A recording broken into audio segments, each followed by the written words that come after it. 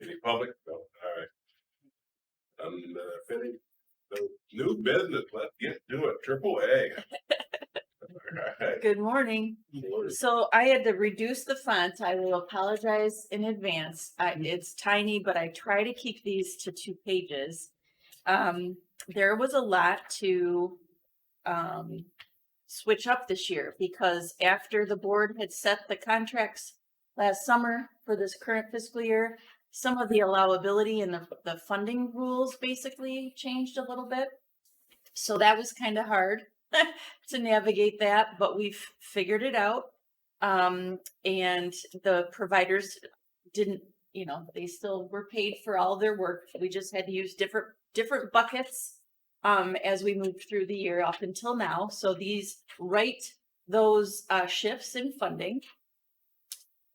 Furthermore, they take into account federal reductions and state reductions, and you'll note that is included in the rationale column all the way to the right of that spreadsheet.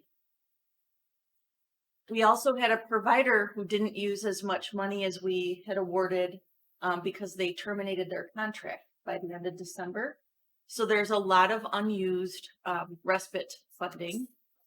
We were able to allocate some of that and propose to you allocations to our Commission on Aging offices for additional respite care, support for caregivers while they attend a respite or a caregiver education event. That was an idea that St. Joe County Director Riley came up with in order to support families so that they could attend sort of worry-free about their loved one. That's an example. I can dive into each section of the document, or I can just continue with some of those highlights if you'd like. Just highlight you. Okay. So overall, again, we did get reductions in all the federal sources and almost all of the state sources. But as we've prepared them and outlined them here, you'll see that they have balanced out, and actually we were able to mitigate a lot of those challenges because of the few increases that we got. We were able to, with those rules involved, Third was what we got hit. Yeah, they're the ones that terminated their contract. Yep. So they didn't use that full 20,000 and barely used their merit awards. So with those allowabilities, we were able to punt more to the transit authorities and to the COAs for respite and transportation services. Yeah, it kind of all balanced out. It does. I always sleep better when it does because it's, there's like 20 funding sources that all have unique rules and services that they fund or they don't fund. So we have to keep all those rules in mind. The state did take away though $6,000 for home delivery meals. Yes, sir, they did. Yep. And so what we do when that overall decrease comes into play is we look for ways to fill in that gap. And so with the increase in the NSIP funding, so you'll see, are you looking at St. Joe or at Branch? Branch? Yep. Yep. So they're under home delivered meals. You'll see there was an increase for NSIP of 8,300. So that kind of helps to lessen that decrease. And where does that come from? That is a federal source. That was that's the only federal source that got increased. Really? Yeah, and we had very minimal carry forward from last year too. So that comes into play with this. There was a small, just under $5,000 in ARPA funds that remained that we got out and spent according to the plan here outlined before you.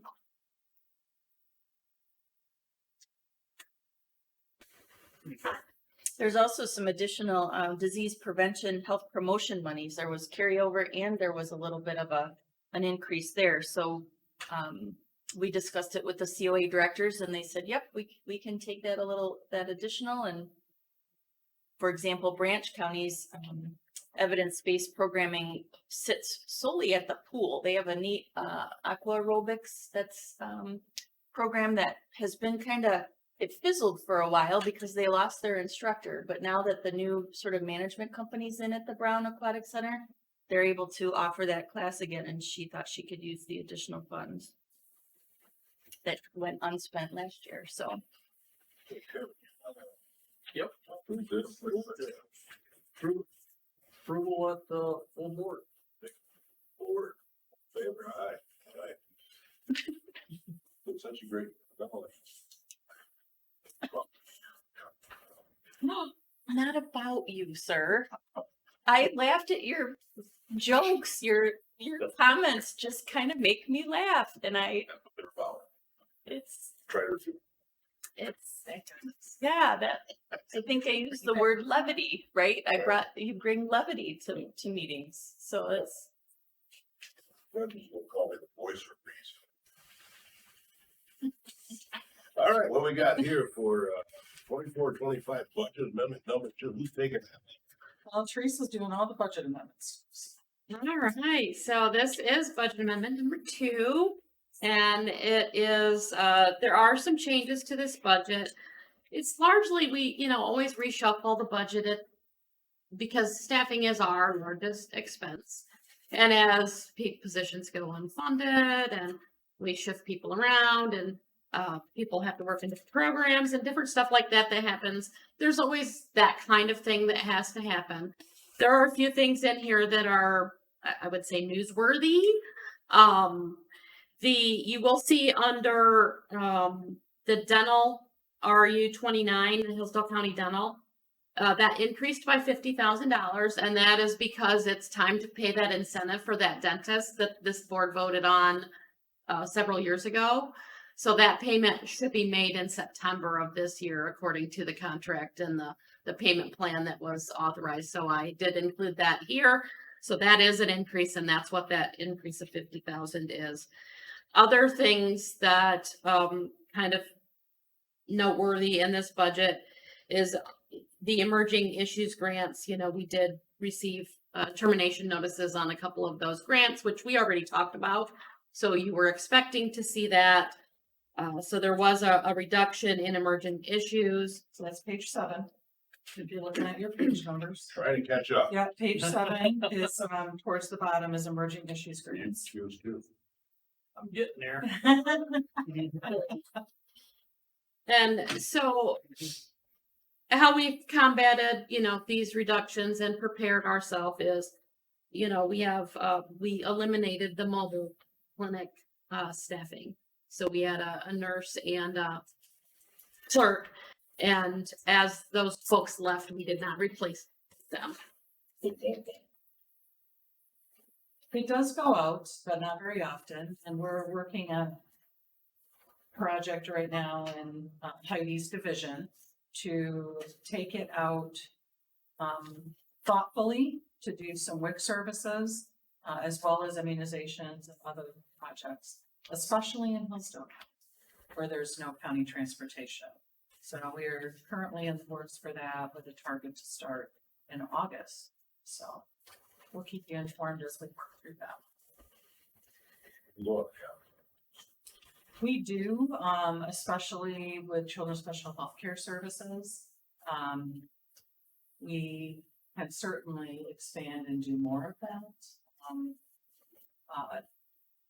But just to go there, we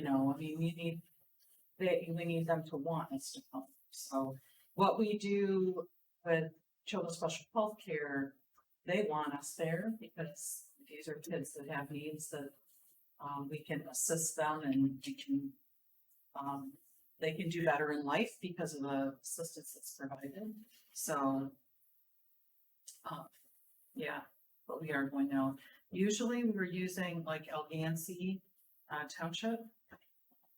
We've used their township hall in the past. We have to work out some new agreements with them because I guess they have a new township hall. But, yeah. So, But if you look at the top of page 5, kind of the top header there, this is the revenues, where they come from. 57% of it is state and federal funding. 16% of it is what we call ELFs, which stands for Essential Local Public Health Services, which is also state and federal. So you can see those first two columns are state and federal. County appropriations makes up 8.4% of this budget. Fees and others is 15.4%. Fund balance 2%. And you'll see that the pink column, that is the total for this budget, and it is actually $2,279 more than budget amendment number 1. So there was a small increase to this budget. Then the next thing really that generally you like to look at is on page 19. Going from past what people wanted to look at. You might want to look at any level of detail. Please let me know. It shows. Yeah. So it shows you in that kind of on page 19 in the color coded, that again shows you where the money comes from and the total of how it's spent. I would be happy to answer any questions that you have about this. So it's to the positive. It is overall.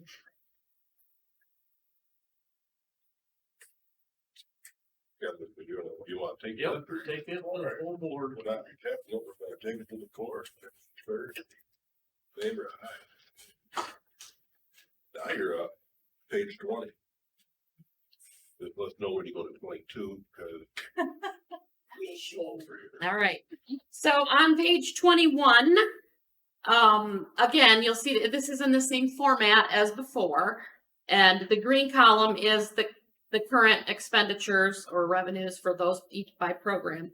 And it's not a lot different. This one is $398,000 less than Amendment 2. And that is because we're still shaking things out. This is what we lovingly call our Alice in Wonderland budget. We don't have all of the input yet, so it's hard for me to put together a realistic budget. This is as realistic as I can be with the information that we have at the time. However, there are funding sources from the federal level that we just don't know about.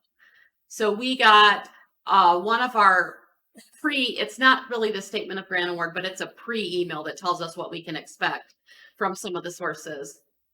For example, and HIV funding was not in there. And so we're like, okay, we didn't get our HIV funding. So we reached out to the state and said, what's going on with HIV funding? And the state's response was, well, we think you're going to get it. Like, well, then why isn't it in the email? Well, we didn't want you to have to do a bunch of budget amendments, so we didn't put it in there. But you can plan on having it. Like, well, if you told me not, if it's not in there, why would I plan on having it?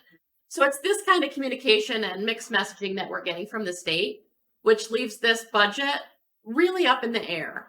The problem is I have to have a budget to the state for our contracts in early July. So we have to pass something. This is the best I can do at the time. I think we'll probably do an additional budget amendment in the coming year to start us off in October with a better picture, because I don't think this is as good as what we would like it to be. We generally do our first budget amendment in December, but I think we'll probably move that up and maybe do one in October to try to get us a better picture. Hopefully they got a budget by October. Well, the state hasn't received a lot of their notice of award letters either. And that's what's causing all of this uncertainty. So the NOAs, they haven't gotten them from the feds. They're also working on, well, we're talking to our project officer, and our project officer indicates that it's just slowed down, but things are still coming. But, you know, until you actually get the NOA, you can't really say with any certainty what your funding's going to be. So. Yeah. So this budget does take out some things. It does it removed the HIV funding. That's one of the reductions there. It also eliminated the Beacon Health grant is over, although we think we're getting a new one, which we just found out on Friday. This budget eliminates our car seat program. There's no funding for that. We have funded that out of local in the past, but as budgets get tighter and services we're looking at everything and trying to make good choices, both with staffing and with programs that we, So you're 400,000 shy of this year. yes. What major program seeing the major? HIV is that's a pretty good program. Really does. It's a slot. It's a small dollar amount, it's $20,000. And if you look on page 22, kind of the program bucket in the middle, that part in the middle, you'll see it's 467,000 out of emerging threats. So that is a lot of money that was COVID related that is completely going away in this movement. So that is the Yeah. biggest. Like budget cut, ARPA, COVID. It was not ARPA money, but yes, it was COVID. So we need that. Yes. So that is the biggest reduction that you see is in emerging threats. Right, so that's what this long. Yeah, well, there was a recognition of the struggles that public health workforce was having as a result of COVID, and that they lost a lot of people, and there was a lot of new people, which we have experienced here. And so a lot of those funds were continued for capacity development, and now they're in. So that is what we were attempting to use them for anyway, was training and capacity and stuff like that. So, and with the loss of that money, which we knew was going away eventually, I mean, we've made choices here to put us in a good place. Mhm. However, this budget is going to be very tight. We're going to have to really look at everything that we're doing and make sure that it makes sense. And in order to, continue to grow wages to meet the minimum wage that we're going to have to see in 27, we're going to have to make choices programmatically and staff accordingly. And this is not the whole story. There's still a lot to come in this budget. We received Tight budget. You have heard it before, but not lately, because things lately have not been that tight with all the COVID money. This year, there is an increase to MERS. I didn't know what the dollar amount was because they didn't have the actuarial report until we got notification, Wednesday of last week of what it was. So the entire increase to the MERS is not in this budget yet. Part of it's in there because I projected a number and put it in there. But quite frankly, with the MERS and an increase, I don't know how I'm going to pay for it at this point. So we really need to do a lot more work, but this is where it is. It is a balanced budget. And I would like for you to pass. I'll support it. Now let's get what you I actually don't mind MERS. I think it's a fabulous program. But the reason that the next thing, it's on page 37 in your packet, is on here is we've one of the things that we've done to put ourselves in a good position to weather the storm when it comes and the budget cuts when they come is we have put a lot of money into this MERS surplus fund to prop up our pension plan. And actually, if you look at page, I know I'm flipping ahead. If you look at page 43 of your packet, you'll see that our MERS fund right now, if you include the surplus, is at 93% funded, which is really pretty good compared to where we were. And I was happy that we didn't lose any ground this past year. So I was really pleased with that. That being said, we have that money that's sitting in the surplus fund, and it is going to continue to stay out there in the surplus fund until we start drawing it down and applying it as a payment. I would like to start that process this next fiscal year, which would be 25-26. And so if you go back to page 37, last year we had asked MERS if if we pay the same payment every year, you tell us how much that is. If we pay the same payment every year, when will we draw the surplus down? You know, how many years will it take us to draw the surplus down to be, and I think I asked them for $1 million, leave $1 million in the surplus fund in case there's a bump in the road later. So that protects us from the future. So draw us down to have $1 million left in the surplus fund. How much do we have to pay every year? And this is the actuarial study that came back, and it indicates that, you know, if we make a contribution of $580,000 every year and draw the rest of the money out of the surplus fund to make that payment, then we will balance out, and the surplus fund will be at $1 million at the same time we reach 100% funding of that MERS program.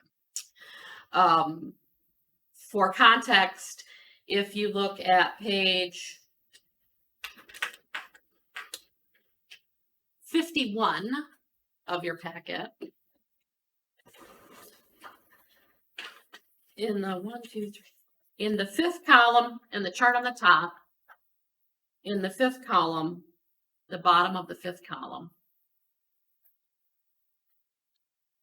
the amount of money that is for the unfunded accrued liability is $649,992. So almost $650,000 is what we would be paying on that. And so if I can draw money out of the surplus fund and keep our payment at $580, that would help me balance our budget and keep the wage increases and pay for the bills. If we don't start drawing this money out of the surplus fund at some point, it's going to continue to grow, and it's not helping us anymore because we're not using it. So my ask is that we approve using some of the surplus fund in accordance Surplus with funds this. are what? So We've had over the years. the surplus fund is every extra dollar that we sent MERS that we didn't have to.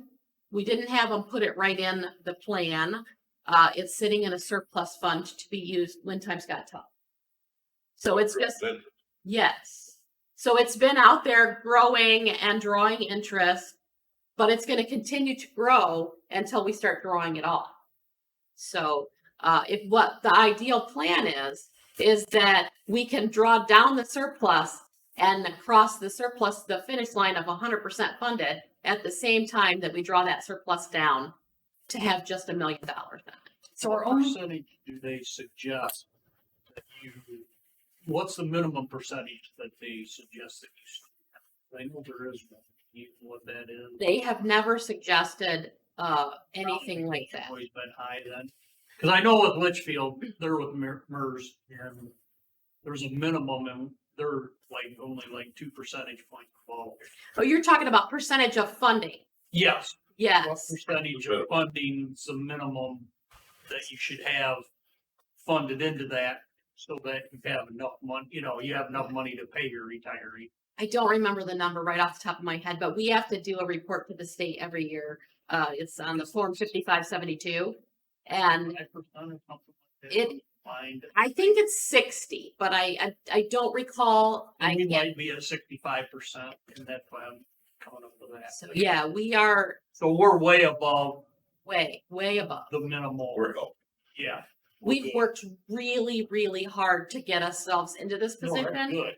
so that, Not criticizing We you. by had, no means. you know, we know that you're just kicking the can down the road, right? This is a bill that's going to come due and you're going to have to pay it. And right now, if I take right now at 600, the projection for next year is $649,000 or $650,000. $650,000 out of a $9.5 million budget. Well, actually, it's a $9 million budget because it's reduced. So that's a big percentage of your budget that you're paying for people that don't work here anymore.